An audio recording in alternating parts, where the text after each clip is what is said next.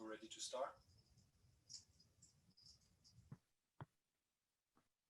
Everyone for joining for this last session of our Beyond Memory online series of conferences.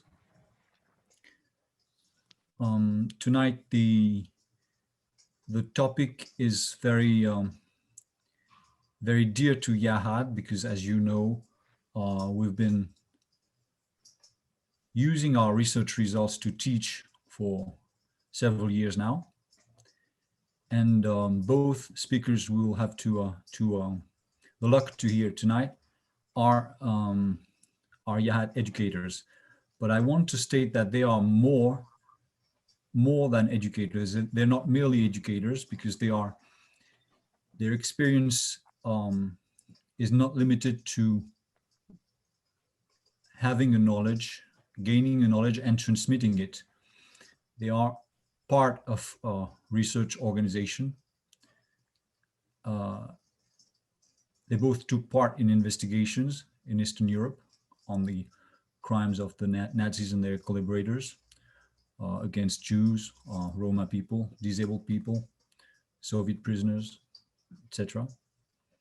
So for them, investigation is at the very heart of education.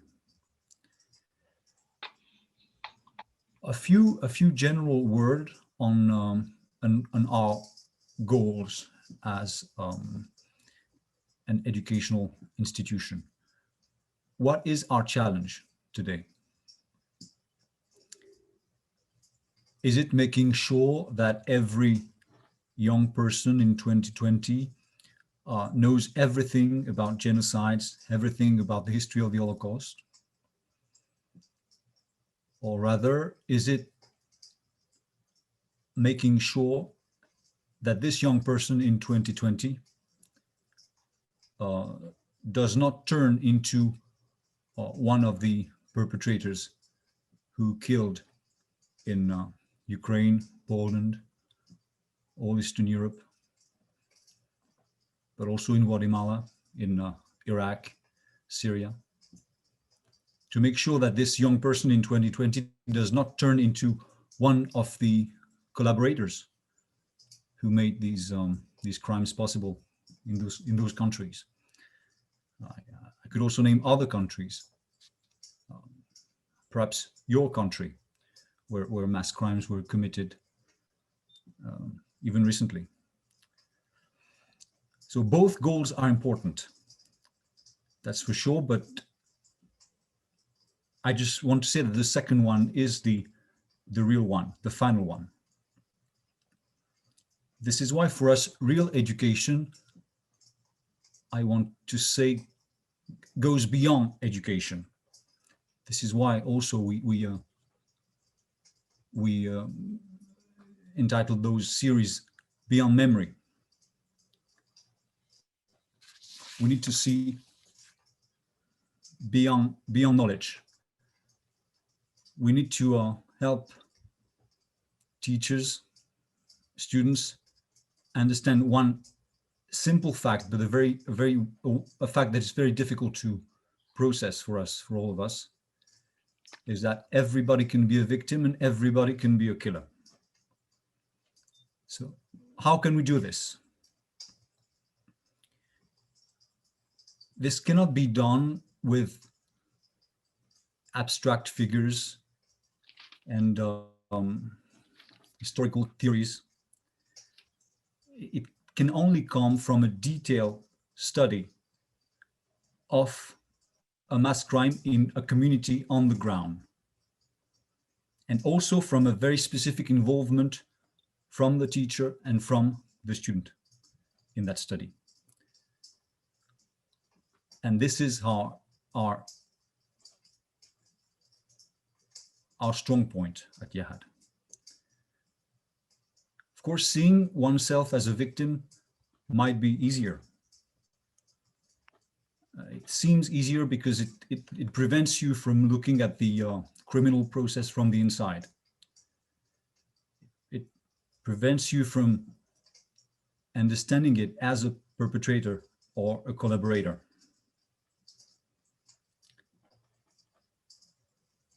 And it prevents you ultimately to identify, understand the capacity to be a perpetrator that lies in each of us.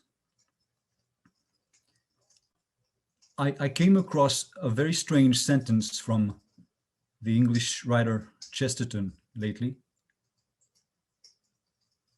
He wrote, "Without education, we are in horrible and deadly danger of taking educated people seriously." Now it seems like a very strange paradox, but what I understand in that strange sentence is that without an education that truly helps us face our humanity and its darkest sides, we are vulnerable to any discourse turning us into killers. Without an education that truly helps us understand that evil we can do, we're ready to fall for any educated person willing to turn us into weapons against other human beings. So I just wanted to share those ideas with you. So when you hear Ewa Schaller and Todd Hennessy, who are outstanding educators, and more than that, you'll understand that you will not only learn about the Holocaust, learn about education. Ewa and Todd will help you change your perspective on what you can do today around you to stand against genocide, stand against crime. And they will do so with a very detailed and very documented study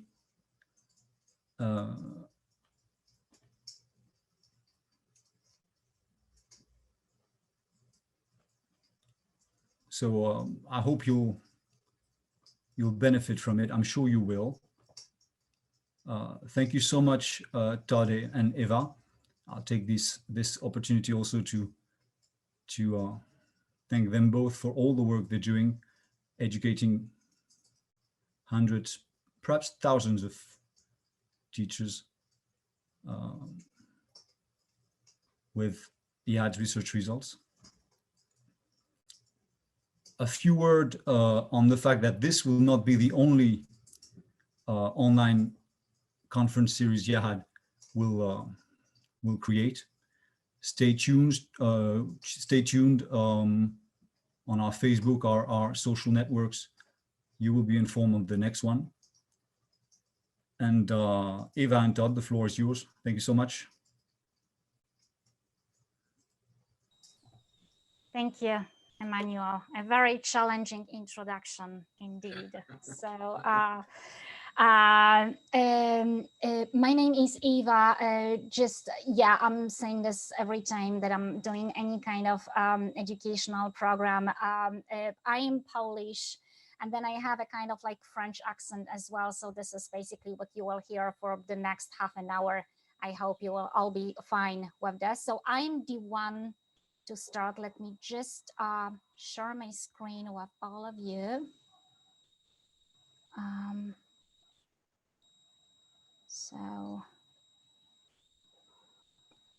Okay, I hope you can all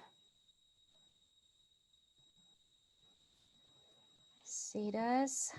Yes, we can see it. Okay, just give me a second. I'm sorry, I have one more thing I should hear before I start. I'm very sorry.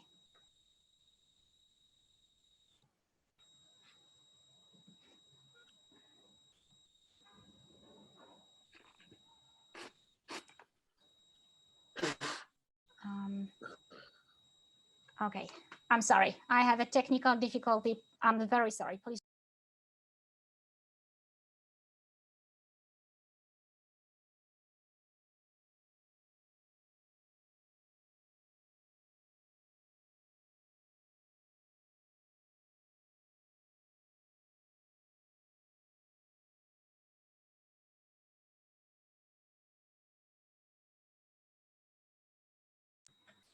Okay, so I think I will have to deal with the difficulty. Okay.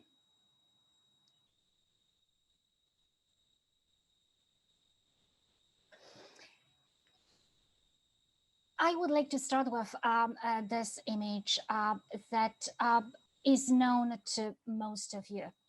Very likely, this is our interactive map in evidence, and both Todd and I use this map a lot when we train teachers, when we do our workshops, our educational programs, webinars now for educators, teachers in the US mainly.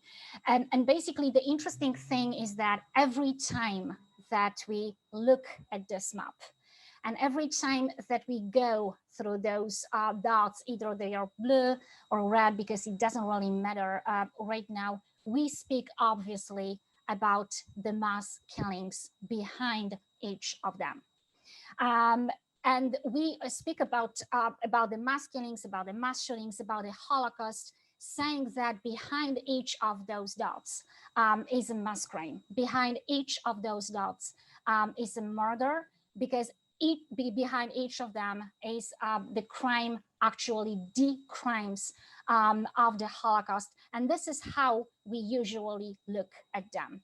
Now, I would like to look at this map a bit differently today. I don't know how successful I will be, and to bring in a slightly different perspective that I think I have gained when I went to the field in Ukraine, but then especially in Poland. And with this in mind, I would like you to think that behind each of those dots, absolutely countless, and spread across all over Eastern Europe. Yes, behind each of them, there is a murder, but also behind each of them, there is a Jewish community, a bigger one or a smaller one, a Jewish community that was there once and that there is not there anymore.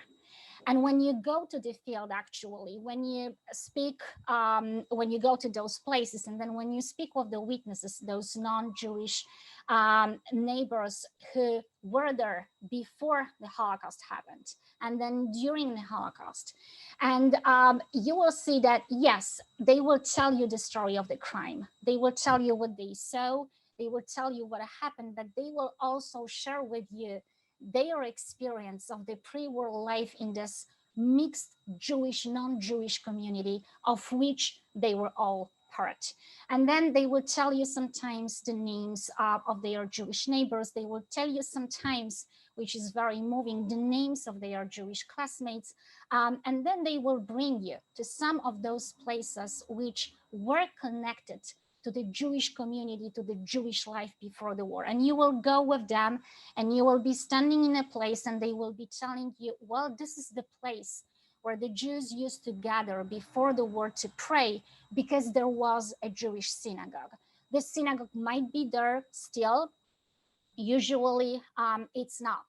And then they will take you to another place and they will tell you, this is the place where the Jewish houses were before the war, all the Jewish stores. And they will basically walk you through the story of the death, but also through the story of the life of those Jewish communities in Eastern Europe before the war. And actually, I would like to walk with you today through the story of the life and of the death of three particular Jewish communities in Eastern Europe. So we will first go to Poland, to a small town of Krynki, and you will see in just a minute where this town is located in today's Poland. And then we will go to Ukraine to see two smaller communities, one in Stara Nova Priluka, and then the other one, a very tiny one, in Darepchan, Ukraine as well. So we will start with Krynki. Okay, so this is where Krynki is located. This is a very small town, which is, as you can see, it's basically on the border between Poland and Belarus. This is precisely for this very reason that we were not even able to put a drone on because of this proximity. of the border. Now, Krynki is a very pretty town located in a beautiful part of Poland.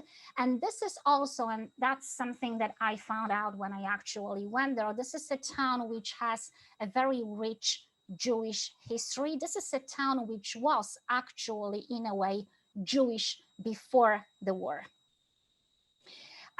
Now, when you look a little bit at the numbers, and I will say a few words about the numbers in just a minute as well. In 1921, the Jewish population of Krynki was of 67%.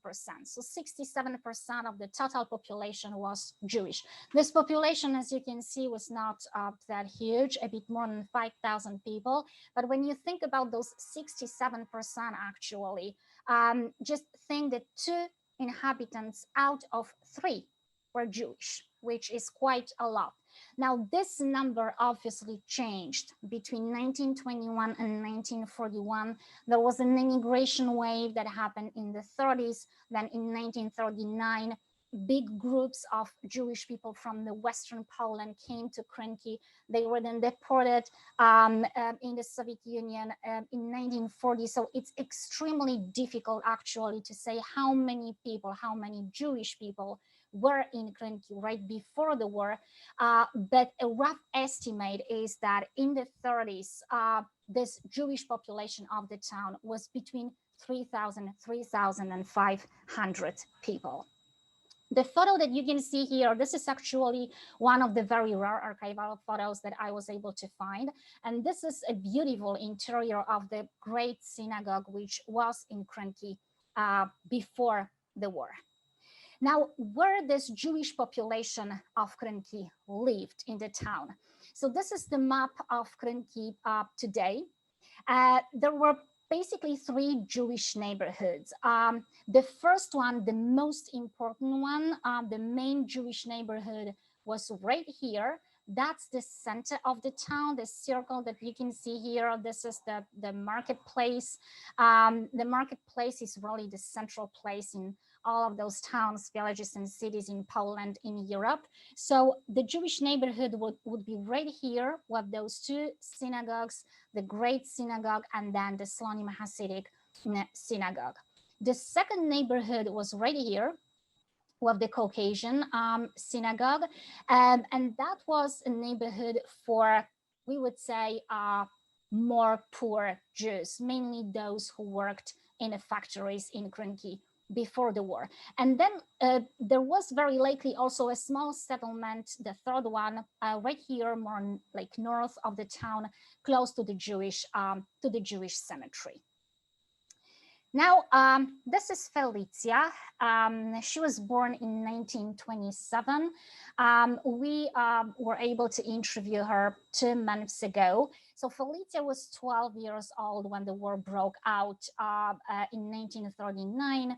And when her town was invaded by the Soviet Union, and then she was 14 when the town was invaded by the Nazis. Now, the very interesting thing is that when Felicia starts speaking about Krynki before the war, the very first thing that she says is, well, in Krynki before the war, there were a few Polish families, and then the remaining population was Jewish.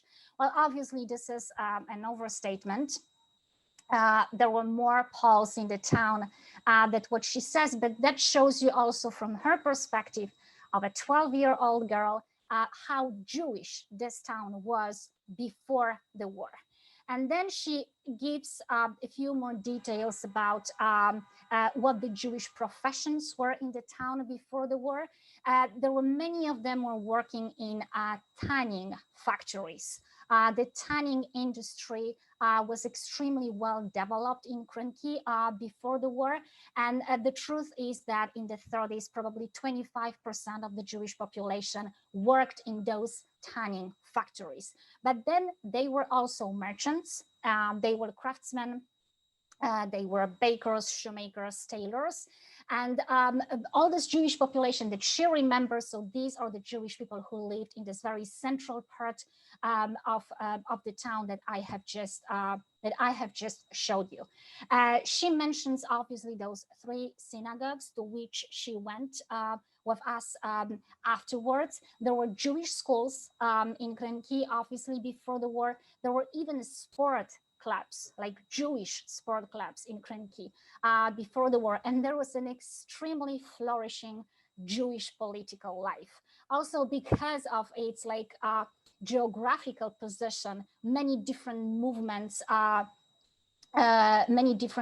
were present in the town, and there was like a very active participation of the Jewish people in a political life at the time. Now, what happens with this very vibrant Jewish community during the Nazi occupation? The Nazis invade the town at the very end of June 1941. One of the very first action will be the killing of a group of approximately 16 to 30 Jewish people. They were killed outside of the town under the pretext that they were communists. At the very beginning of July, all the synagogues of the town are destroyed. Now, according to the testimony of Felicia, from the very beginning of the occupation, rumors were spread in the town, and people were saying that the Jews would be deported somewhere. So in order to avoid this deportation, the Jews started paying contributions to the Germans, to which very likely they were forced. Those contributions were in gold mainly. And obviously, as you can imagine, it didn't change a thing. Very quickly, a ghetto is organized in the town. It's already at the end of November, beginning of December 1941. And then all the Jewish population from Krenki, and then later on also from the neighboring towns, will be confined in this ghetto. Now, this blue line that you can see here, which is extremely imperfect, these are very, very approximate borders of the ghetto, which I tried to draw based on the information that I could find in the sources, and then also based on the information provided by Felicia, because she went with us to certain of those streets. And basically, that was this main Jewish neighborhood, as you can see here, the central one. The ghetto was, as all the ghettos in Eastern Europe at the time, extremely overcrowded. At some point, there were 4,500 people in it. And the main issue, as in many ghettos again, was the food. So the Jews from the ghetto, many of them were forced to work. And again, you can see this very rare archival photo here. It was taken in Krenki, actually, and these are Jewish people being marched to work. This work outside of the ghetto, and the Jews were working like repairing the streets, cutting woods, doing this kind of things. But this work outside of the ghetto, that was an opportunity to get some food.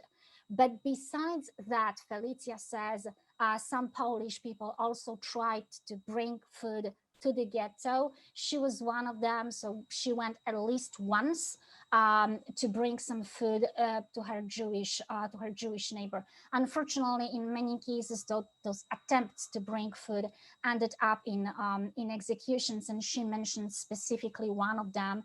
That was the execution of 2 Polish men and 1 Polish woman. Who died because they were bringing food to the Jewish people in the ghetto. Now, the liquidation of the ghetto starts in November, beginning of November, November the 2nd of 1942. Felicia was there during the liquidation. She saw the trucks. She saw that women, men, children were separated during the liquidation. We know from other sources that this liquidation was kind of chaotic, and many children also simply lost their relatives, couldn't find them. So she says, like Felicia says, that she was able to hear the cries of the children being separated from their mothers, but also probably of those who simply lost their relatives in this great chaos that was created the day of the liquidation of the ghetto. Now from the ghetto, they are taken to, there was one group that is left, actually, a very small group of craftsmen. They will be left in the town, and then they will be used for forced labor. They will be sent to a death camp as well in 1943. Now, the Jewish population from the ghetto is sent first to a transit camp whose name is Yahad-In. This is today's Belarus, right here, and then from there they will be taken to the death camp in Treblinka. Now again, we do not know precisely how many Jewish people from Krynki were saved. I have seen different kind of information in different sources. It would be probably a couple of dozens of people out of those 3,500 people in Krynki. After the war, the town was so depopulated because this Jewish population, which was actually the core of the population of Krynki, this entire Jewish population perished in the Holocaust. Then many Poles perished in the war as well. There was a lot of destruction due to the military operations that took place in Krynki at the very end of the war. But anyhow, this town was entirely destroyed. And it was so much destroyed that it was downgraded actually in 1955, and it became just a very common rural village. It regained its city rights only in 2009, so 11 years ago. This destruction really of the Jewish community in Krynki, I think, is very visible.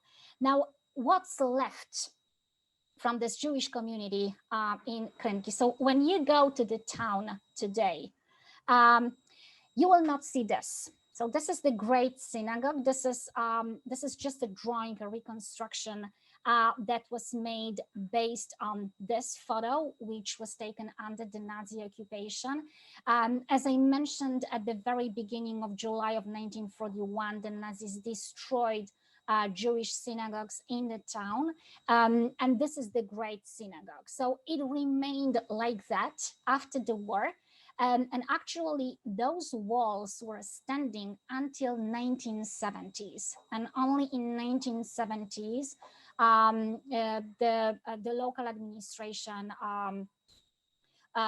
it was under the communism, the local administration decided to destroy the building completely because they considered it as being a threat for the local population. It was just risky to have like this kind of ruins in the very center of the town. That was the explanation that was provided for this destruction. So this is when in the 70s, this is when the synagogue is destroyed completely. This is what's left today, actually. This is what the place looks like.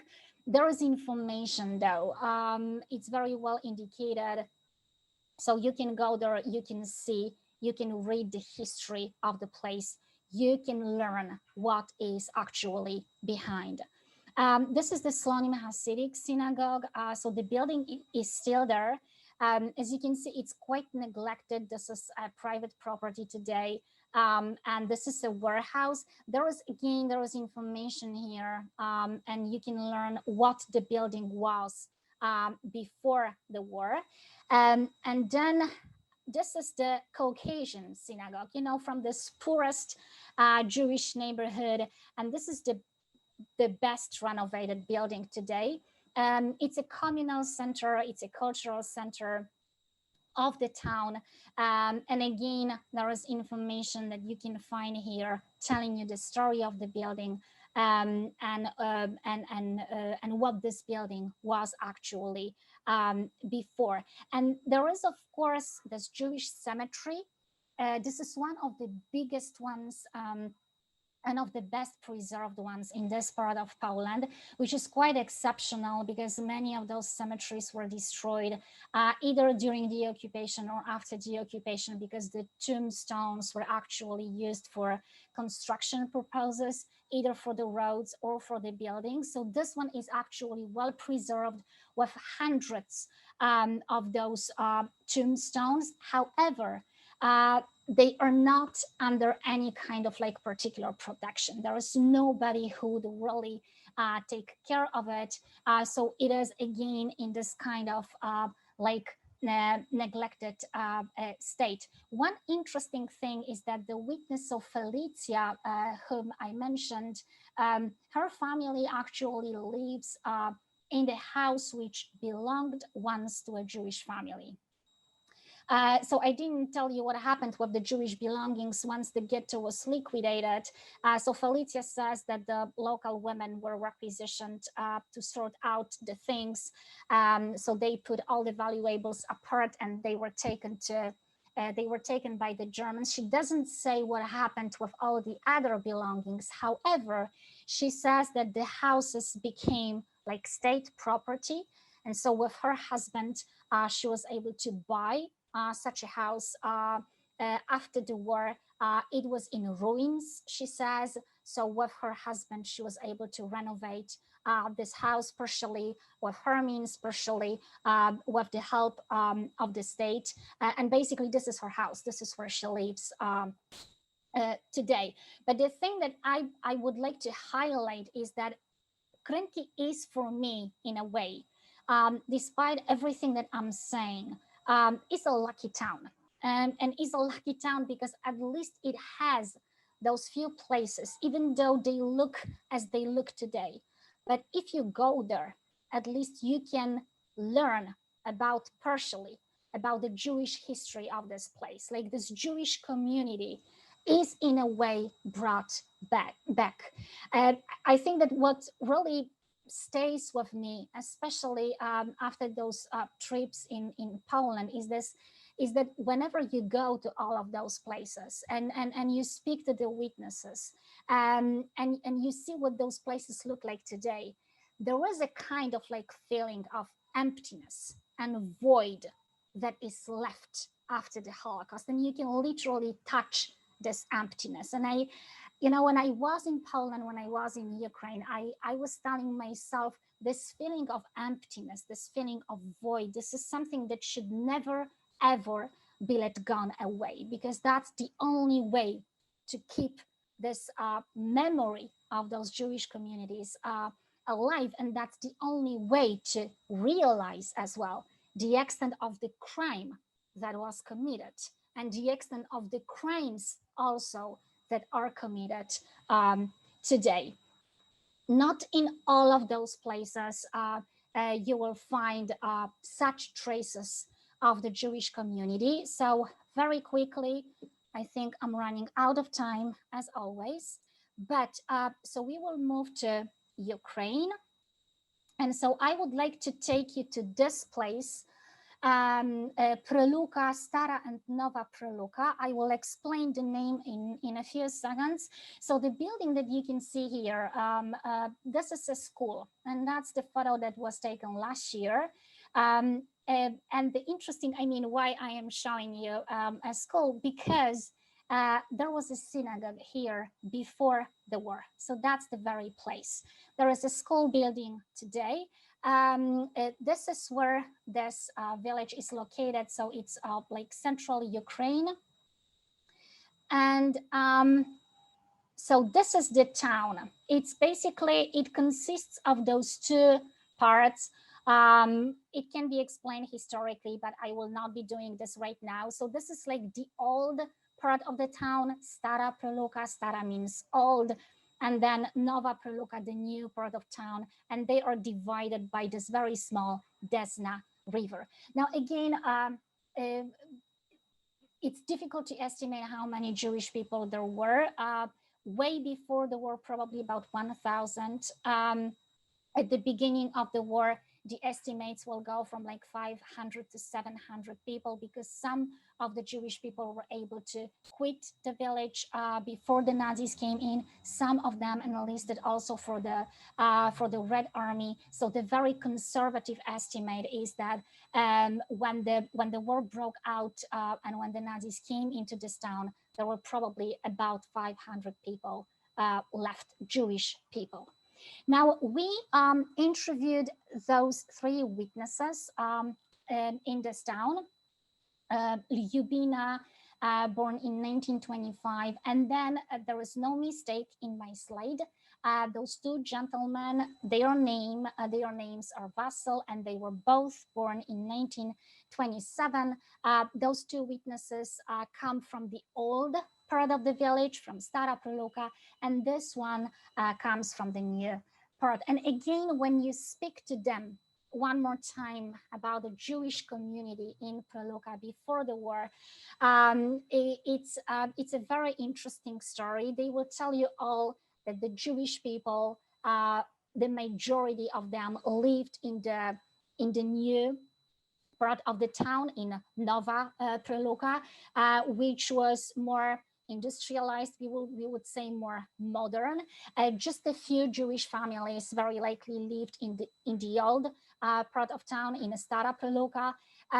There were two kolkhozes in Nova Preluka, those collective farms. One was Jewish, a very tiny one, and the other one was Ukrainian. They produced pretty much the same thing, but besides that, again, you will learn the story of those Jewish people being merchants, working as craftsmen, as tailors, shoemakers. There was one pharmacist as well, and I will get back to him in just a minute. The Jewish people had a synagogue, which is not there anymore in the new part of town, and they were quite religious, especially the elderly Jews. This is what the witnesses say. So Lyubina and Vassal, both of them, they remember the Passover. Lyubina remembers that her two Jewish classmates, Nikolai and Vassal, they used to bring matzah at the time of Passover to school and to share this with the classmates. And then if you speak to this Vassal, he will tell you stories of the fights between the Jewish boys from Nova Preluka and the Ukrainian boys from Stara Preluka. So the reason for those fights was that, well, first of all, they were living in two different parts of the town, so there was a kind of like competition. And the second very important reason indeed was that the Jewish boys were always well dressed and the Ukrainian boys were not, so they just didn't like them. So this is what created those fights. And you enter actually in those memories of children. And you can see again this Jewish community emerging in front of your eyes. Now, the three of them, those three witnesses, they were able to see three different executions that took place in Preluka. So Lyubina, she was at school. This is the school building right here. And she was with other kids right here in the small kind of grass field.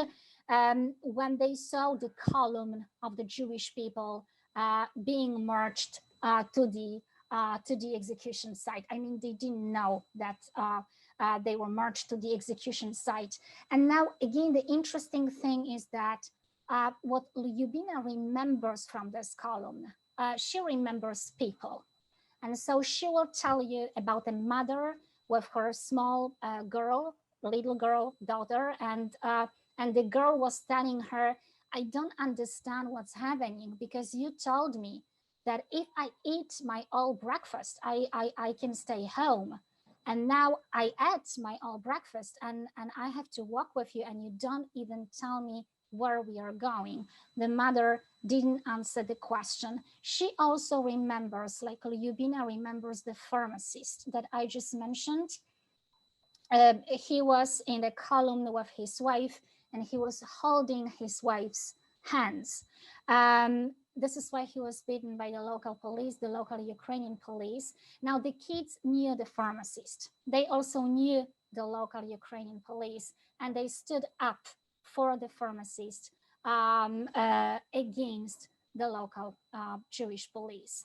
Now Lyubina was curious, and with her two classmates, she followed the Jewish column just to see what would happen. This is how they ended up in this place, where all of those Jewish people, which were mainly those few Jews from Stara Preluka, and then Jews from other location, probably from Turbiv, which is very close also to Stara Preluka. They were all killed in this very place. Now, Vasil, the second witness, he saw another execution in the same place. He saw the arrest. He saw Jewish people being taken directly outside, being taken directly from their houses, put on the trucks, and being brought to this place. And he witnessed the entire execution. And at the very end, he asked one of the executioners, he said, "Are we all going to be killed?" And the answer that he got is, the Germany will conquer the entire world and all the Jews will be killed. So this is the execution site in Stara Preluka. There is no memorial in this site. It is a little bit further, actually. This is what it looks like. And this is to commemorate the death of the Jews from Stara, Nova Preluka, and also other Jews were brought here from other locations. Unfortunately, the same thing happened to the Jewish people from Nova Preluka, and this witness Vasil remembers this very well. He witnessed the arrest. He saw people being taken once again directly from their houses. They couldn't take anything with them. They were brought to this place and they were killed here. And I think I will never forget the last sentence that he says, nobody ever returned to this place after the war. So basically those two memorials that are now standing in Stara Nova Preluka, these are the only things that remind about the Jewish community that was a part of the local community in this place before the war. In certain places, like this one, Darabchin, and this is the last place where I would like to take you, there is absolutely nothing left. This is the burial place that you are seeing here. That was a Jewish cemetery in a time. As you can see, there is absolutely nothing left from the Jewish cemetery.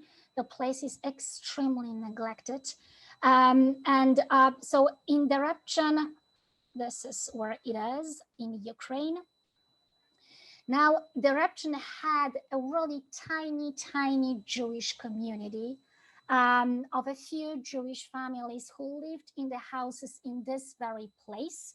So the houses are not there anymore. So this is our witness, Nina.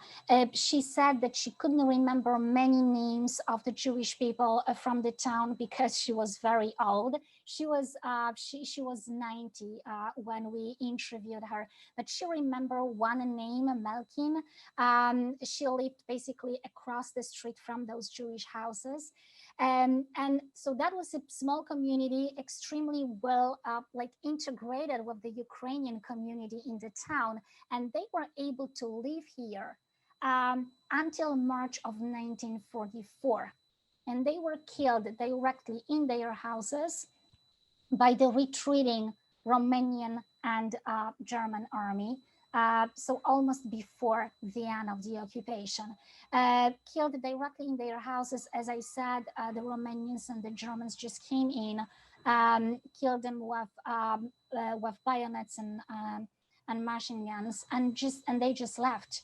So the local people decided to bury the bodies in this Jewish cemetery, which does not exist anymore, as you saw, and this is where they are until today. We spent probably an hour and a half, I think, walking with this witness, with Nina, looking for the place. And you should have seen actually her determination. It was like, I have to find a place, because if I don't find a place, there will be actually nobody who will know that those people lived here and that they are buried here. So that was her determination. That was the determination of the entire team. She was unable to find a place. We got the information from the local administration, and this is how we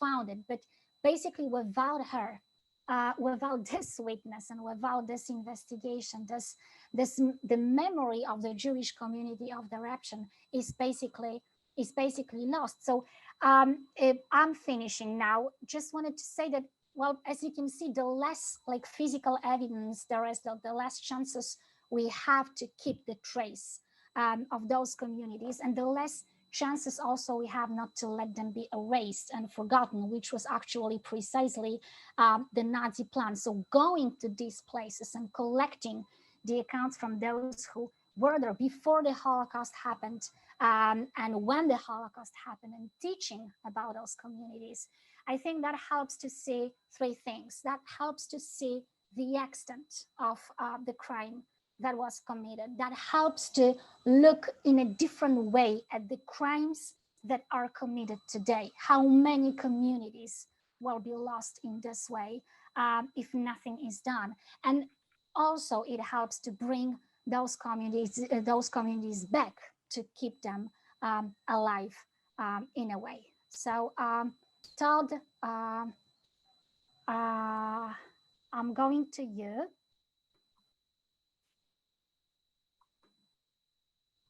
I just have to make a switch, which I'm doing right now.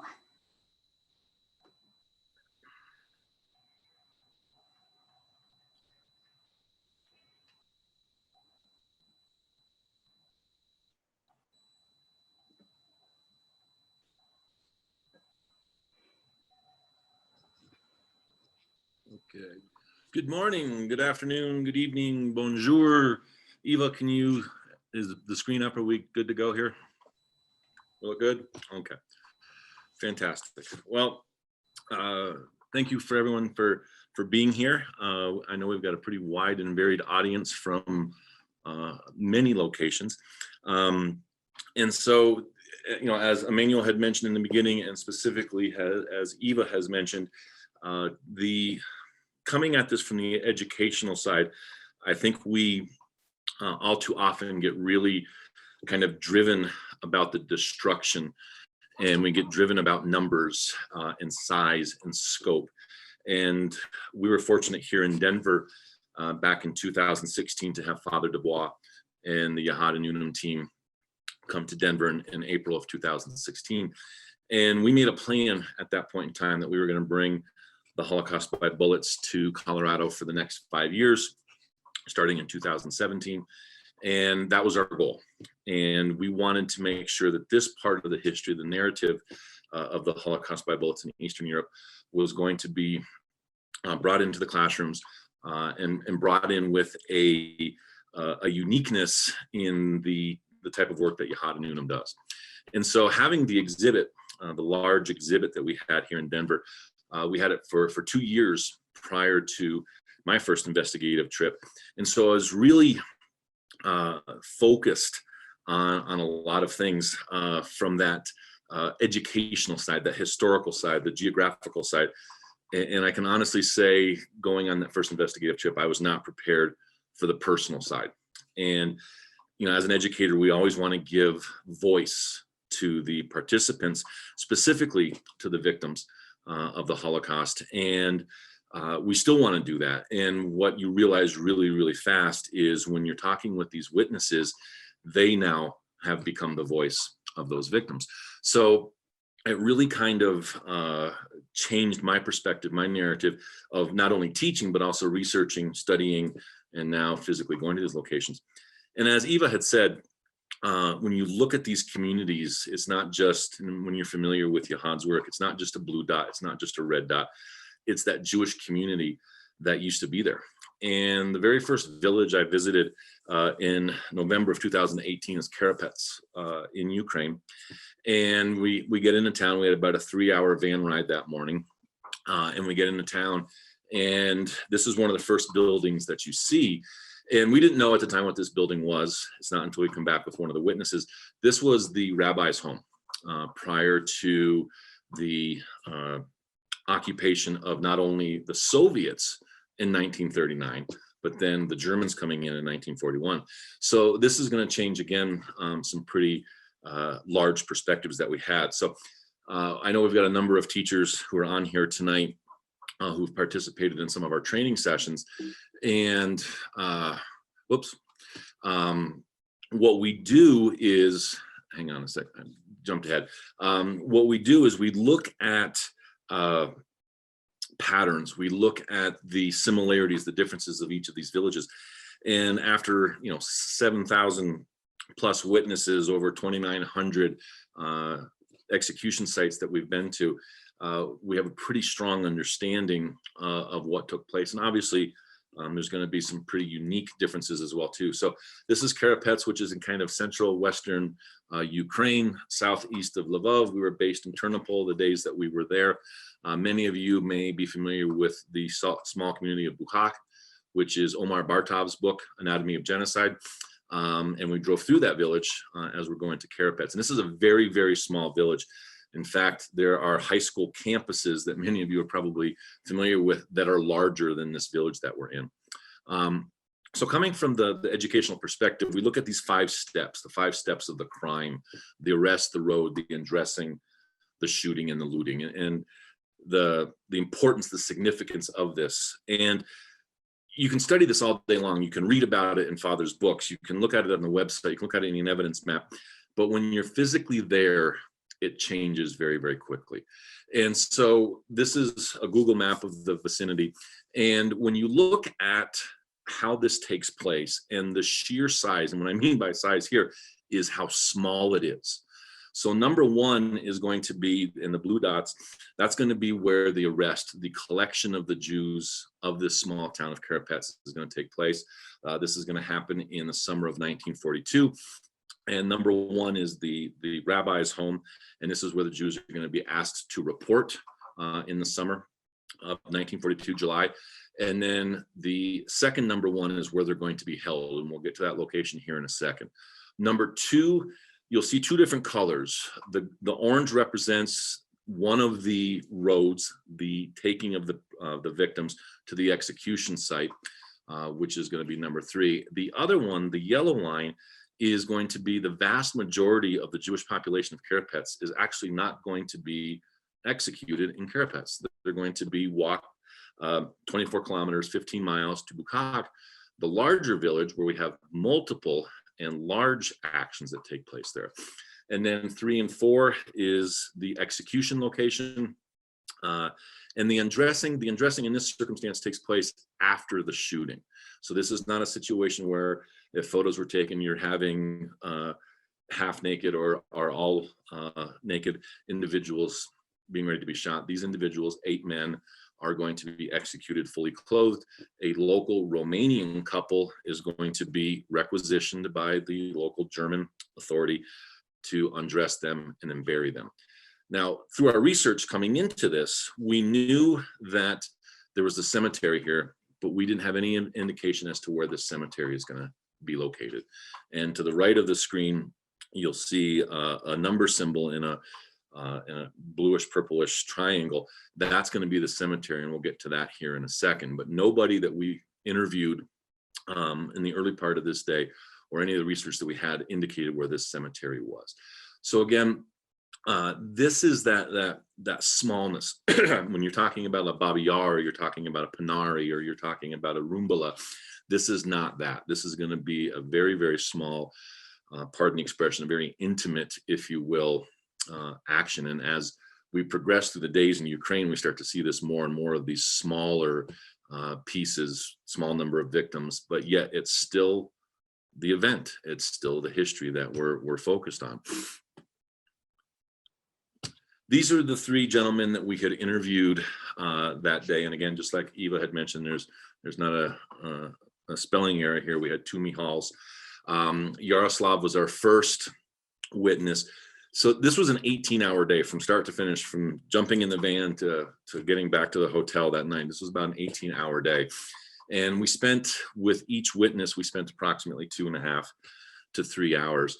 And the significance is when we looked at these 5 steps, is these 3 gentlemen together combined saw all 5 steps. There isn't one of them that saw all 5, but would see step 1 and 2, or see step 3 and 4, or 4 and 5, for example.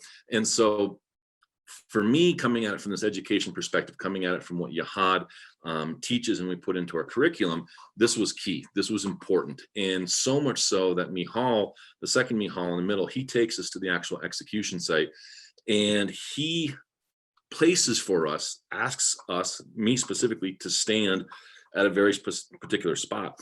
And the spot that I'm standing in is the exact spot he stood in to watch the execution. And he explains that to us after the fact. And so the picture you'll see here in a second comes right from where he was standing.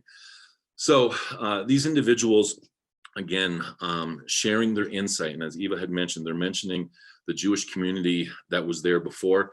There is no Jewish community there now. Mihal, for example, the second Mihal, the one in the middle, his daughter in her early 60s of age, she had no idea. She'd lived there her entire life. She had no idea that there was a Jewish community that had existed in Karapets up until that point, is what she maintained. And so then we go to the sites. And so this is Yaroslav with our team, and he is standing at the Jewish businessman who owned the majority of the businesses in town, who's going to lose his property underneath the Soviets in 1939. This was his home in the background, and this was turned into the local police station, which is going to be one NKVD while the Soviets are there, and then when the Germans come in, they're going to take control of it. The arrow that you see pointing down below, that leads down a staircase to where the Jews of this community, over 200 of them, are going to be held overnight prior to being marched out of town and prior being taken to the execution. So he's taking us to the actual locations, walking us through the steps of the day, and then he starts to walk us toward the execution site. So again, now we're retracing the exact path that this community that used to be here was on the day of the execution, the day of the deportation to the larger community of Bucha. And then this is Mihal at the execution site. So where I'm standing right now literally is how close he was to the execution that day. And being Ukrainian, they knew about it the day before that this was going to take place. There was a small crowd. Oddly enough, the second Mihail that we had interviewed that day is almost on the exact opposite side to the left. So when he explains to us the execution that day and where he was standing, we literally have a cross-reference of 2 individuals looking from 2 different perspectives at the same execution. And when you're seeing this and standing at the location at that time, and you're talking to these individuals that see it, and then you see the community, and then you see the path that they walked, and you see the buildings that used to be part of this, it really brings that to that perspective. And ultimately, without hearing, we now have a voice to go with those victims from that community, because otherwise we have nothing. There's so little information about this community. The next part to this is, because of daylight, we're there the time of the year that we are, we knew we had to kind of midday to try to find this cemetery. So we kind of head in the direction that we believed it was going to be in. And we find ourselves kind of in a small forest on the side of a hill looking mostly at this. And Ewa had mentioned earlier, you're putting the drone up. And so we did have a drone with us that day. We put the drone up, and as you can imagine from the drone, you know, a couple 100 feet or 100 feet above, we're not getting much of a view either. The property owner, who was probably in his mid-50s, he shows up and asks us what we're doing on his property. And we explained to him what we're looking for. He said that, you know, obviously he wasn't there at this time. He heard that there was a Jewish cemetery on his property, but he had never seen it in the 50 plus years that he'd lived there. But he said he would help us look. Well, he heads off in the opposite direction of where we're standing, and we're kind of now standing in these trees going, okay, now what do we do? So we spent about 2 hours in this forest, traipsing through snow, and some spots up to our knees and even higher, and then literally giving ourselves 10 more minutes. And we turn around, and we find the cemetery. And this was a huge moment because we had no evidence other than the fact it was written that there was a Jewish cemetery. We had no idea where this was located. So we were able to get GPS coordinates of it very, very quickly. And what was fascinating is later in the day, when we interviewed the last witness, the last Mihal that day, we had asked him, because the other two didn't know, where were the victims buried that were shot down by the quarry that we had been to? And he said that the bodies were taken to the Jewish cemetery and placed in a large grave there. So we were able to close that circle very quickly by, one, talking to the witnesses, two, going to the location. And then about 6 months later, we had posted this picture on our Yahad Facebook page. I got a message from a woman in the Netherlands whose grandparents were from Karapets, and she wanted to know if she could get the GPS coordinates of where the cemetery was.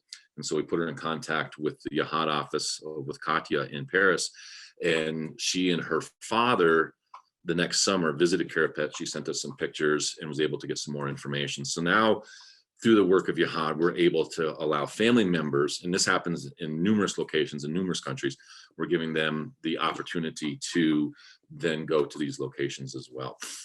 So this was my first trip to Ukraine. Next trip, I was in Poland with Michal and Renata, and we didn't interview any witnesses, but we went to a number of sites and were able to, again, kind of put together some pieces. And then from Poland, we were in Latvia. And again, the same theme in looking at this is the small community of Viennote, and this picture is of the synagogue. And as soon as I say that, I've had people go, wait, so whoa, time out. Synagogue, there's a cross at the top. Yes, now it belongs to the church across the street, but this was the synagogue in 1941. This is the synagogue that the Jews of the community were asked to report to. They're taken from the synagogue, they're taken down to the local airfield, and there's going to be the execution, approximately 130. This morning, our first morning in Latvia, on the third trip. So we're in the Kurzeme region, western Latvia, kind of along the Baltic, and on the border of Lithuania and Latvia is Viennote. And what you notice real fast is everywhere we went in Latvia, there is a memorial of some sort. And so every location that we were able to go to, you could find a memorial. The misleading part to this, and this is one of them, is yes, there's a memorial roughly in the area of the airfield, but there's no indication of, is this one where the execution took place? We know that the execution did take place somewhere here, and there's no indication if this is where the mass grave is located. In fact, more than likely, the mass grave is not here, and at this point, we don't know where it is. Our advanced team the day before had been in Viennote. They had set up an interview that morning for us to go. It seemed like a very promising interview. We get there, our team leader, Michal, goes to the home, and we're promptly told that we're not welcome, and that if we don't leave, that the local authorities would be called. So we head back kind of to the town center. Again, very, very small town. Most high school campuses here in the United States are going to be larger than this town. And we're sitting there at these picnic benches, kind of discussing the rest of our game plan. And this woman, Merzda, she's literally walking down the sidewalk you see behind, pushing her bike. And one of our interpreters goes up to her and asks her the question, were you here during the war? And she says, yes. And then immediately we get into interview mode, and Michal sits down with her and starts to talk with her. And the fascinating part about this discussion, and again, now you're thinking in the back of your head, again, these 5 steps, but what really changed really fast was the personal piece with the Latvia trip. And she explains that she's in class one day with all of her classmates, some of which are Jews. The action takes place the next day. They're back at school. Her teacher tells them that, obviously you notice that there's certain classmates that aren't here. And within a day, there was a classmate wearing the clothes of her Jewish classmate that was killed the day before. And so now, you know, the discussion of the looting and the property and things of that nature. And we've heard this story a couple times both in the exhibit and through other pieces of Yahad's work. And now you're sitting there, less than 10 feet away from someone who experienced this. And, this interview goes on for a little over an hour. Then we walk through the town, and then we obviously get the pictures of what used to be the synagogue. This whole method of getting in with the witnesses, and then getting more into it. And I think being comfortable with the interviews, being more knowledgeable of how Yahad works, having worked with Michal a number of times in educational settings, now we're in interview mode, you could really start to pull out the personal piece and really start to get, again, that voice of the victims that we're not going to get, but we're getting the voice through the eyewitnesses that we're interviewing. This is Jan's. This gentleman was fascinating on so many different levels. This was early in the interview, and you can see there's emotion in his face right now. The emotion that he is describing comes from his relationship with his father. His father fought for the Tsar during World War I, Russian. When the Soviets come in 1939, his father is considered to be an enemy of the Soviets. His father is executed. When the Germans come in 1941, he views the Germans as being liberators. So at age 16, he's joining a local Latvian military unit. And so his description of his father, and he's 94 years old when he's talking to us, and the vividness of the life in the community, and then he gets into the Jewish life. But knowing that there's so much more to this, and again, the concept of looking at an eyewitness, listening to an eyewitness with so much emotion, but talking about how the Germans in 1941 are the liberators and the Soviets are the problem. And so this goes on for a couple of hours, and Michal and I are kind of trying to talk in English on the backside. The interview's being done in Latvian, and we're trying to figure out which direction we want to go. The interview gets done. We're getting ready to walk out of a very Soviet-esque, apartment building.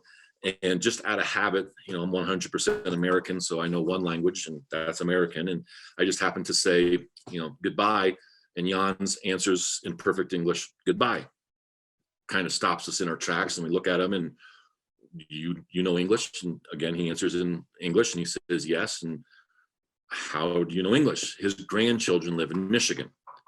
So we had asked him, were you listening to our side conversation as the interview's taking place? And he kind of nods his head and says yes. And we said, how did we do? And he said, fantastic. And it was so interesting just knowing that everything that had taken place in that interview and the information that he had given us and the respect that we had for him, but also the respect he had for us in the process that we're doing, really put that personal piece to it. This is Arvid. This is in the village of Skrunda as well. This was kind of a shorter interview. He didn't have a lot of information, but the information that he had was fantastic. And this was the first time in Latvia. If you're familiar with the Holocaust in Latvia and the collaboration with the Latvians and the sheer volume of the Jews of Latvia that were murdered, he mentioned something that was not normal in the narrative. And that is, in the village of Skrunda, there was a couple, a Latvian non-Jew married to a Latvian Jewish woman, but they were both doctors and very highly respected in this community. And the night before the arrest that's going to take place, some of the local individuals in the village come to the doctors and say, listen, this is what's going to happen. You need to go now. And so this young couple, these two doctors were able to leave Skrunda. The next day there's going to be the arrest, and then there's going to be an execution of approximately 50 Jews from the village of Skrunda. This was very clear, very apparent to him. He doesn't know what happened to this couple after they had left Skrunda, but it was still very, very raw for him and very, very real, even 70 plus years later. We were able then to go to the location of the execution of Skrunda. Again, though, the fascinating part about this is the memorial sits here, but this is not where the action took place. This is not where the mass grave is. About 50 meters away, this is the execution site, and this is the mass grave. And you can kind of see the depression in the soil of where this activity took place. And so again, we do our GPS coordinates. Again, this was the landowner. He was born in 1944, but he knew of the situation. He knew of the history that took place here, but he was not able to fill in some of the gaps that we had. But he was very adamant that he was, the memorial on the side of the road, a dirt road, as you can imagine, a very back country type of road, was not on the actual site of what took place. And then again, just outside of Liepāja, this is Grobina. This memorial is a little bit different than the others, and this witness that we interviewed was very different. Again, there's some similarities but some differences. And yes, in his left hand right now, he's carrying some flowers. And so our advance team the day before had interviewed him. He agrees to meet with us, so we pick him up at his house, and he's got the flowers with him. And as soon as we got to the location, and this is, in my mind, after years of studying and research and listening, this is exactly, as much as it pains me to say this is exactly what I, in my head, had constructed an Einsatzgruppen mass execution site to look like. It's out in the middle of the forest, it's tall trees, there's nothing around it, and we're now walking from the road down this path, and this fit that mold. And then we get to this little bit of a clearing, and you see a memorial in front of you, and you see a very large sign. And Valdemar's was very much on a mission, if you will. So we kind of stayed back a little bit, and he goes up and he places the flowers, and we let him have that moment. And the significance of this was he watched the Jews being taken probably a couple hundred meters to the right. There used to be a large manor, a large villa. This is where the Jews were held. Before the execution. There's 87 of them that are going to be executed, and he watches them being marched into the forest, hears the execution, doesn't see the execution, identifies that it's German shooters and local Latvian shooters. When World War II is over, some of the Latvian shooters come back to this location and actually go to rob the grave, to dig up the grave to see if they can find anything of value. He again witnesses this, and he's going to be a witness in a trial, and these individuals are going to be found guilty. And so he extremely important in explaining the history. But as again, you can see, this memorial is a lot different. Every single victim by name, and in a lot of cases ages, and you can see how they're arranged alphabetically by family. These are the names of the victims at this particular site. And so looking back again at voice, looking back again as what we're able to take with us going in the future, so we don't forget. I mean, this is not just a number. It's not just 87 victims. You can see family units. You can see generations. I mean, the first one, Aaron, we've got a 70-year-old and we've got a 2-year-old. I mean, that's generational right there. And it really brought that home real fast about how personal, again, this is. And then we travel just a little bit north of Liepāja to a small village of Skida. And you've probably heard of Skida before if you've been a part of this history. And this is the Baltic Sea behind us. And we had gone there the day before without the witness. And this is probably one of the more well-known executions, specifically in Latvia, but probably in the Holocaust, because of some photographs that were taken. So now this is the first time in my process of investigation and interviews and education where we're now at the location of something that has been documented. There's photographic evidence. This is taken from an SS officer, takes these photographs through a couple different processes. There's going to be a Jewish man, David Zivkin, who is going to get the film. It's going to be processed. We're going to know a lot of the names of the victims through a survivor, Edward Anders. And so now we're standing on the location that we have archival photographs of. So the next day, again, the advance team was there ahead of us. And that very first morning, we meet up with Lilia. And as we're interviewing Lilia, we show her this photograph. And this is, again, taken from the same group of photographs that David Zivkin was able to obtain. And sitting in Lilia's home on a laptop, we show her this photograph. So the photograph on the screen there is the exact photograph I just showed you a second ago. And I remember clearly, and I probably will never forget this, her reaction. She had no idea that the outside community even knew of this. She was curious as to how us, people from France, people from the United States were familiar with this situation, with this particular event. And so we, explained to her, the much bigger picture. We finished getting her eyewitness testimony, and then we go out to the site. Now, she shared with us that she was 6 years old when this takes place. Her father witnesses it. So she's hearing it at night. It takes place over 3 days, December of 1941. She physically goes out to the site in the 1950s, tending cows, and early 1950s, and you can still see the bodies of the victims. That was the last time she went there. So this is 2019. Early 1950s was the last time she was there, and this is less than a mile from her home. And she agreed to go out with us.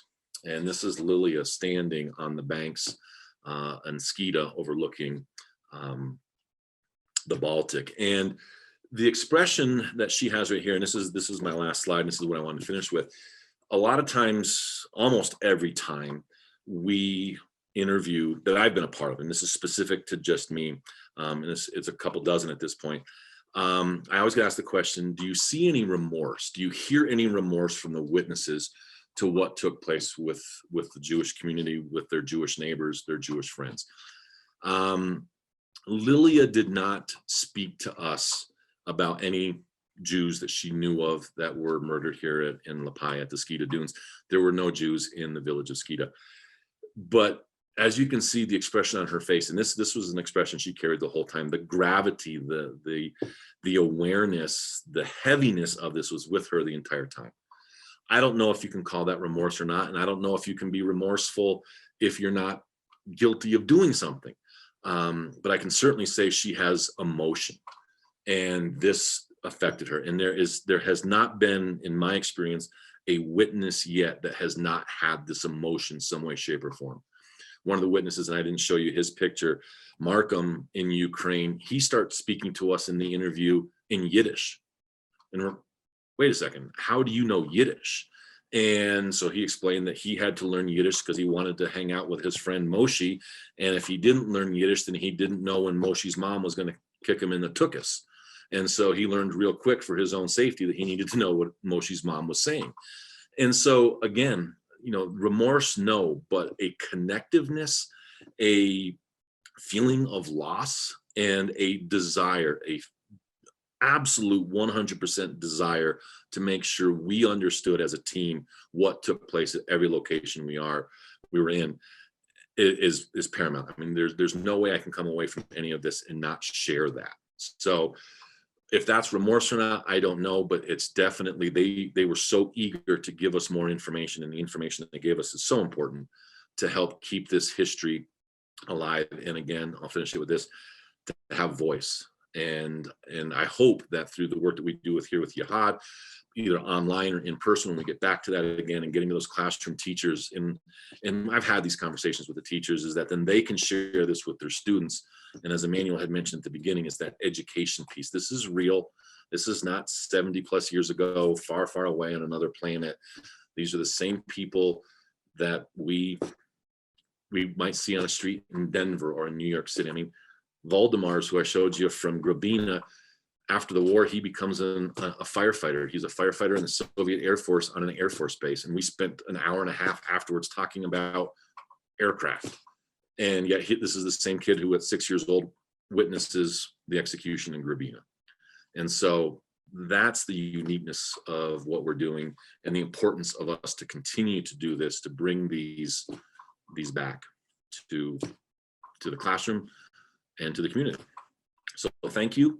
Emmanuel, am I going to turn this back over to you, to Michal? How would you like to wrap this up?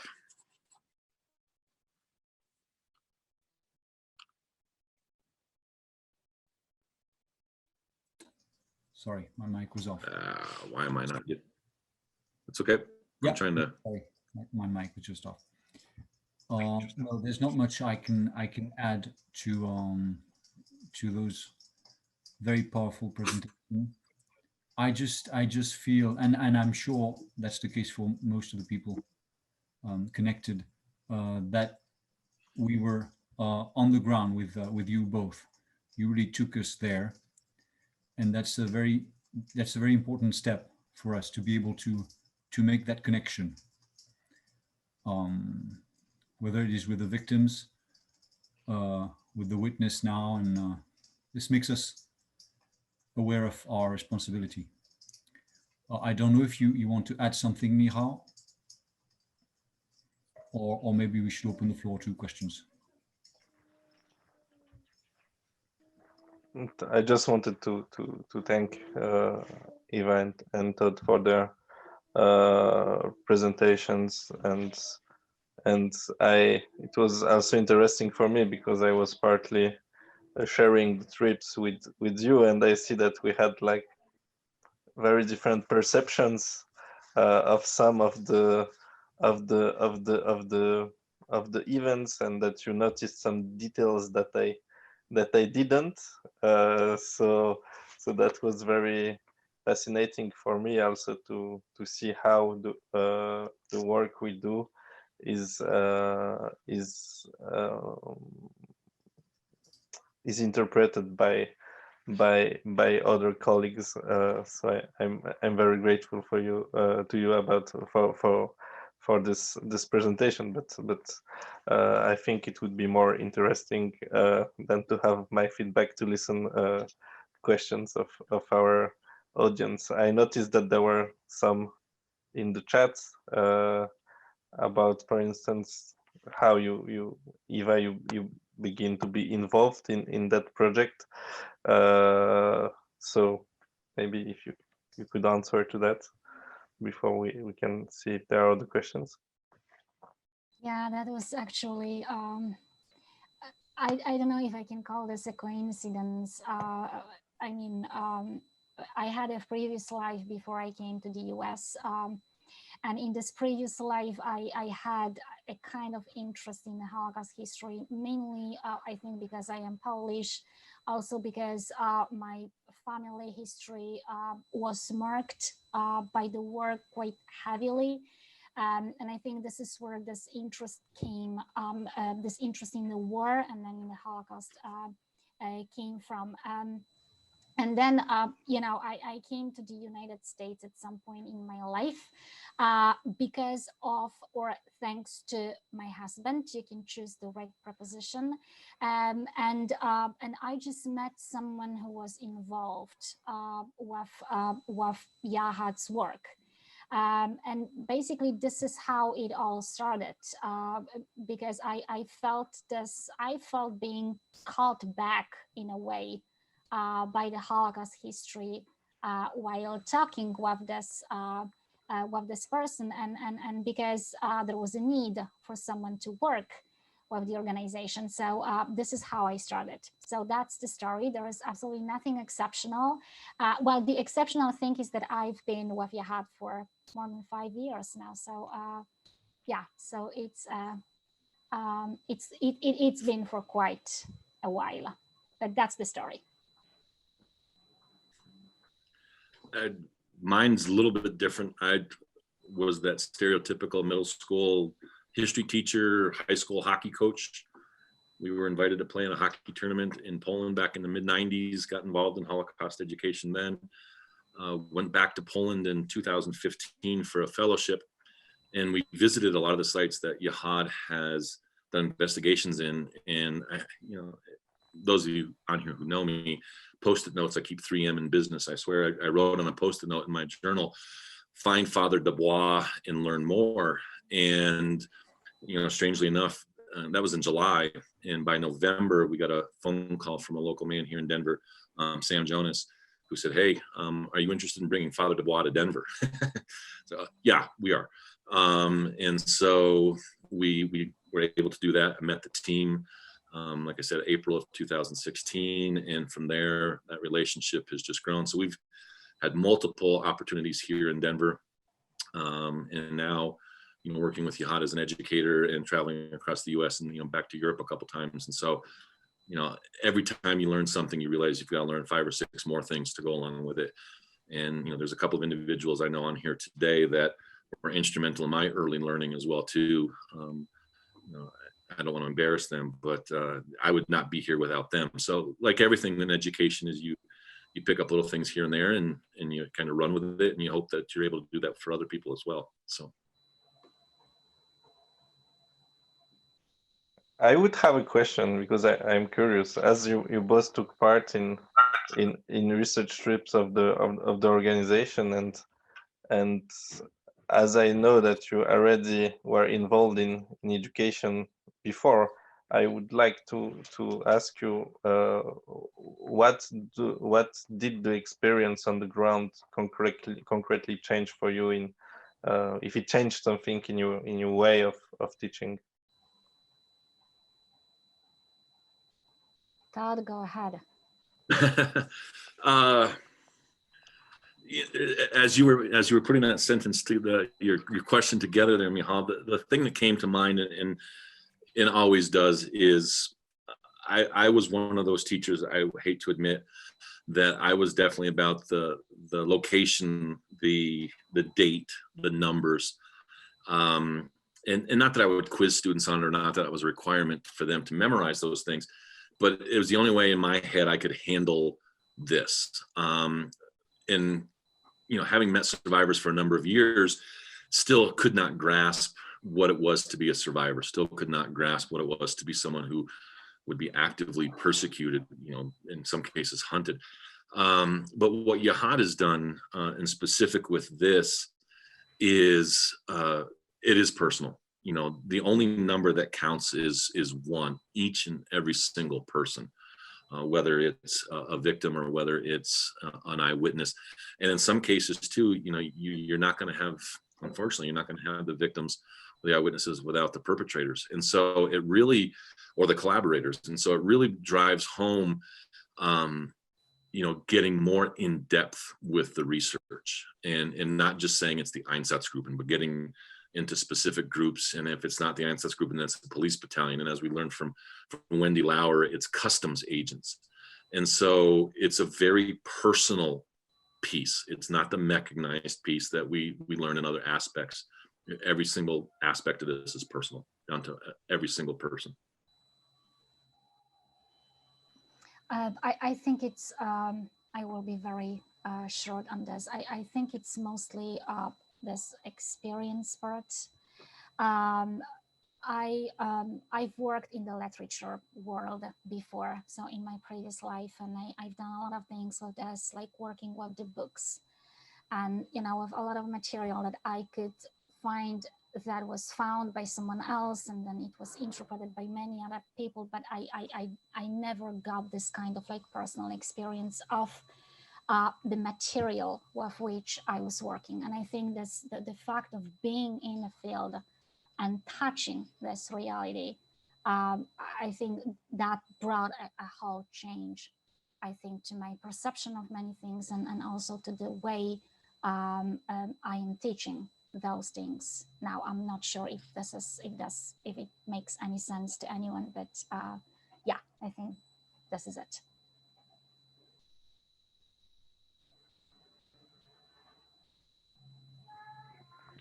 Thank you, Todd and Eva. Is there any question? It's the moment to ask right now, or in the chat, or do not hesitate to ask straight directly. Also.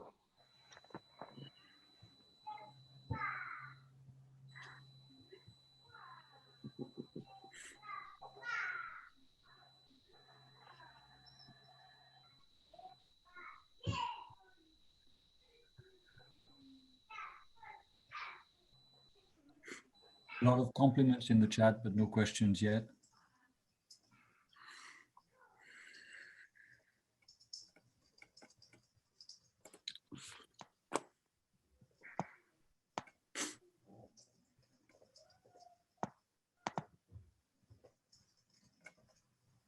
There is a question from Agnieszka.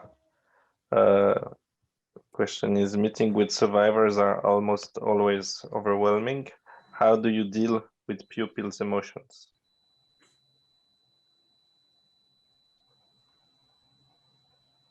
Eva, you want to handle that?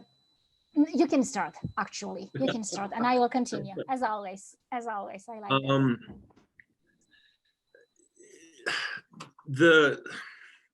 probably the single most frequent emotion that that I see now is disbelief, and not disbelief that this didn't happen, is disbelief that they hadn't heard of this before, that the narrative of the Holocaust that they had heard before, it does not include the history of the Holocaust by bullet, specifically in Europe. So in very rare occasions do we get really into the emotion of, again, that personal piece. It's more the emotion I see most often is bewilderment, it's astonishment, it's in some cases anger. You know, why hadn't we been taught this before, especially with older learners. When you then meet with someone who it's on a personal level, and I saw a couple in the chats that you know, their families were from some of these villages, you know, and then when we do the exhibit, is people wanting to know more, in that emotion again, and you know, just trying to be concrete and answer questions that we can answer, and you know, follow up on questions that we can't as best we can, has been probably the single most strategy that I've used. And that's, I think, again, another great piece with working with Yahad is there's always someone who has an answer. So I can either, you know, message Michal or Pierre Jerome or Patrice at the time, or Olga, and you're usually going to answer within 24 hours. So just being as honest as you can and finding out what it is that, you know, we need to find to help with what emotion they're dealing with. And then there is another piece as well. I think we are very careful when it comes to the audience. And this is something that we always try to highlight with Todd as well. These are not the contents that you can like talk about to very young students. So there is an age as well that must be there for them to be able, I think, to understand and to think about this. And I believe also the interesting thing is that sometimes you think that some things might be shocking for them and they are not. And there are other things that are much more shocking. I don't know if Cheryl is still here from Phoenix with us, but I remember when our exhibit was in Phoenix and they had probably more than 1,000 students coming from high school to see this. And you wouldn't believe, but the most shocking part for those students was not the killing, it was the looting. It was the fact that, you know, the Jewish belongings were just taken, just like that, by people from villages. Then the other thing is how you provide the explanation why it happened and what the context was, just not to put one label on everybody, but it's an interesting experience that sometimes you expect that they will be shocked by something. They are not. They are shocked by something completely different that you don't expect, and you just have to learn in a way how to deal with this and to bring in, I think, as much explanation as you can. I think that the worst thing is really to simplify things and to provide simplified answers, which would be so much easier. But this is most definitely not the best way, I think, to deal with this. Adele had asked the question, you know, how do we find out who's responsible for the killings? And this is, in every interview I've been a part of, and Michal, if you want to chime in too, somewhere along the conversation in the interview is we start talking about uniforms and uniform colors. And in Ukraine, which was fascinating, 3 of the witnesses between the first 2 days mentioned soldiers in yellow uniforms. And that was something that I was completely not prepared for and had not heard of at this point in time. And so that's one piece to it. But prior to going out, and this is part of my fascination with this research, is the amount of time members of Yahad, whether they're interns or volunteers or full-time staff, that they spend in the archives. They spend looking the Soviet archives, the German archives, if it's appropriate, the Polish archives. And then you get into, you know, written things that are out there and other types of information, the war crimes trials. So all the information that is put together prior to going, and then you put that together with the witnesses once you get there, and the painstaking research that goes through. And then if there's photographs available, again, like when Wendy Lauer presented, we have photographs, and you can look at the collars, you can look at the different types of insignia on the uniform, and you can start to put together those pieces. So the research that goes into this beforehand, every field trip that we go on, and Michal knows that I want these every single time. There's a 3-ring binder that's probably about an inch thick of all the information that was collected prior to us going to these locations. And then we can kind of fill in the gaps where we need to from there. And that's how we start to put these, unfortunately, we don't have information on every single action, but we have some good information on a decent percentage of it. I think it was related to the question of Adel, right? Todd, your answer. Yep. Adel was asking about the case of Stare Sącz in southern Poland. Actually, in the area of Stare Sącz, there was a man whose name was Heinrich Hamann, and we had who was one of the responsible for the mass extermination of the Jews in the region. And there is actually a file of the German justice that was built by prosecutors to where witnesses and other members of the units of Aman were testifying about the crime committed in the region. So we have some informations about the killers that perpetrated the executions in the area of Stare Sącz. So do not hesitate to write to us. You have my email if you would like to have more access to this information.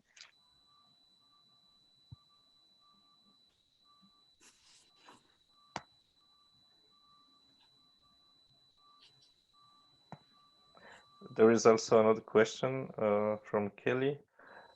With witnesses aging and dying, do second or third generations have the knowledge to pass on to Yahad's team, or were they often not told of the history?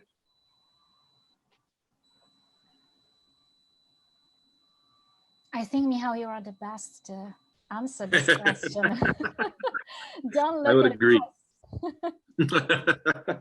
I was not supposed to work tonight. Thank you.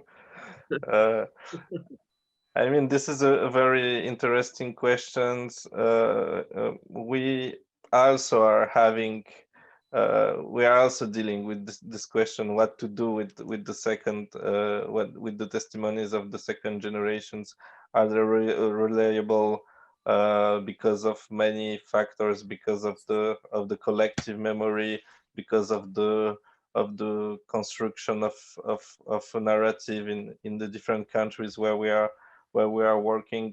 We do not do interviews for the moment with the second generation, but it happens that we ask them for help to locate the execution sites, because very often the people, as you can imagine, the people that we are interviewing, they are in their late 80s, in their 90s, and they are not in very good,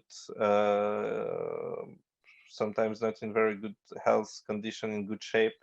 So they cannot bring us, they cannot work basically, so they cannot bring us to the killing sites. But sometimes in the case they shared their stories and they show the places related to the killing or to other places with their children, for instance.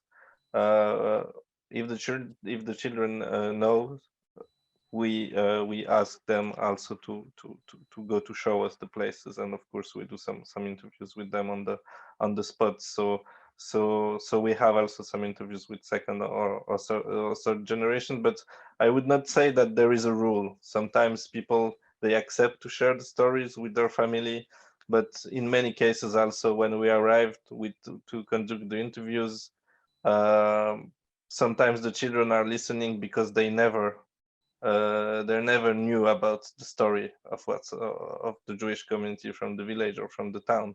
So there is basically no rule. It depends of the transmission of the information in each family.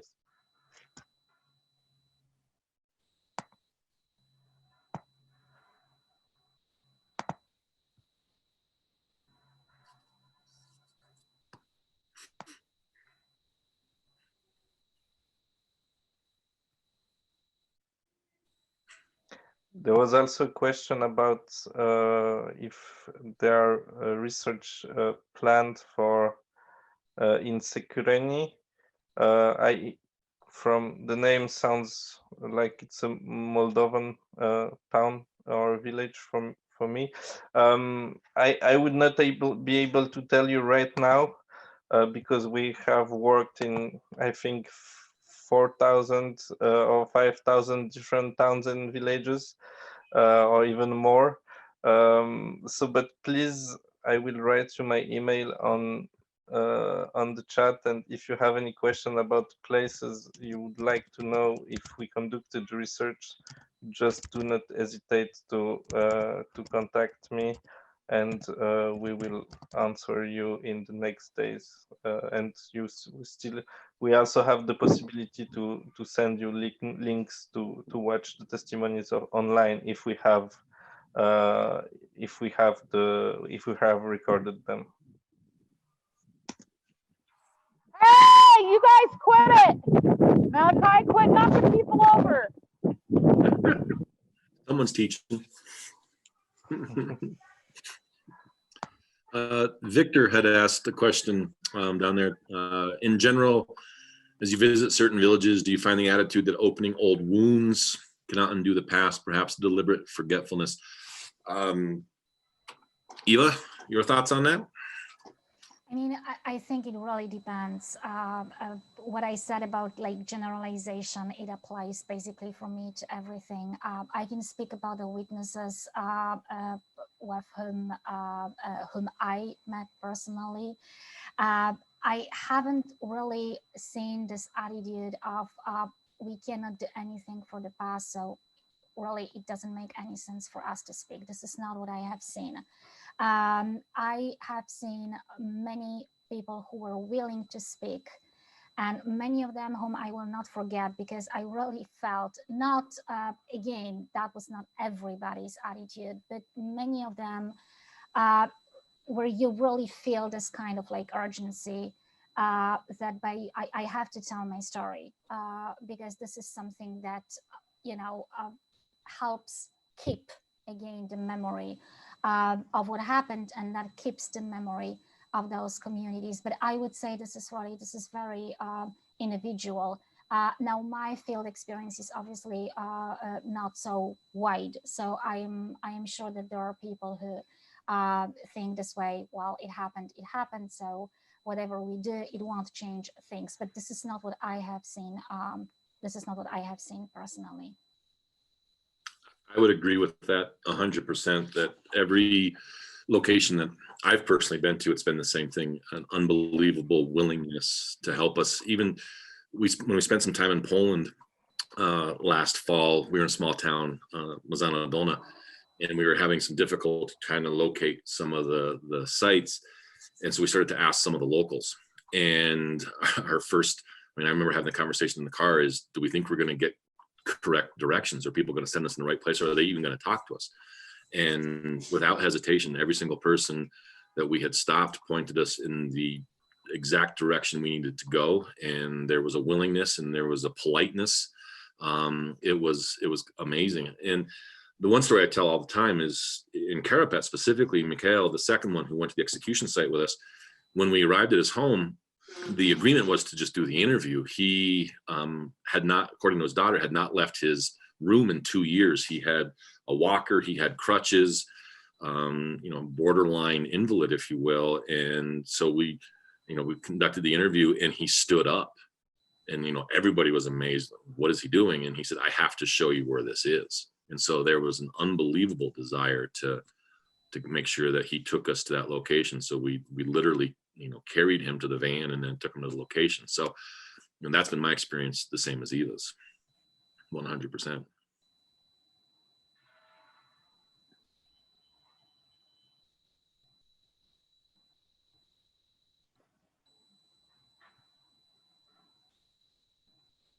Nihal, did we miss any other questions? I think not, and I think it's getting pretty late in some countries, yep. Including the countries where we are. I think it's the right moment to say again a huge thank for having accepted to end this series of conferences. Thank you for having make us traveling into the towns and villages of Eastern, of Central and Eastern Europe, because this is really the what you did tonight. So we learned a lot. Thanks to you, and it's always very stimulating to hear like experience of people sharing with such a passion. So thank you very much again, and thank you also for all the audience to have followed this series of conference. And I hope to see you, Todd and Eva, personally very soon in Europe for also other investigations. I don't know if Emmanuel would like to add something to No, to close. just to thank you to all the participants and to everyone at Yahad who made these conferences possible. Yourself, Michal, of course, and Albert. I'm sure is connected. Thank you very much for your help, and to all the team. Yes, a huge thanks to Albert for the coordination of all this sessions of the program. Thank you very much too. So yeah, we're hoping that next year we have a new conference, and you get informed through our social media. So good night to everyone, or good day, and see you in 2021. Good health to everyone. And Thank you so much. Happy Hanukkah. And happy Hanukkah, yes. And Merry Christmas.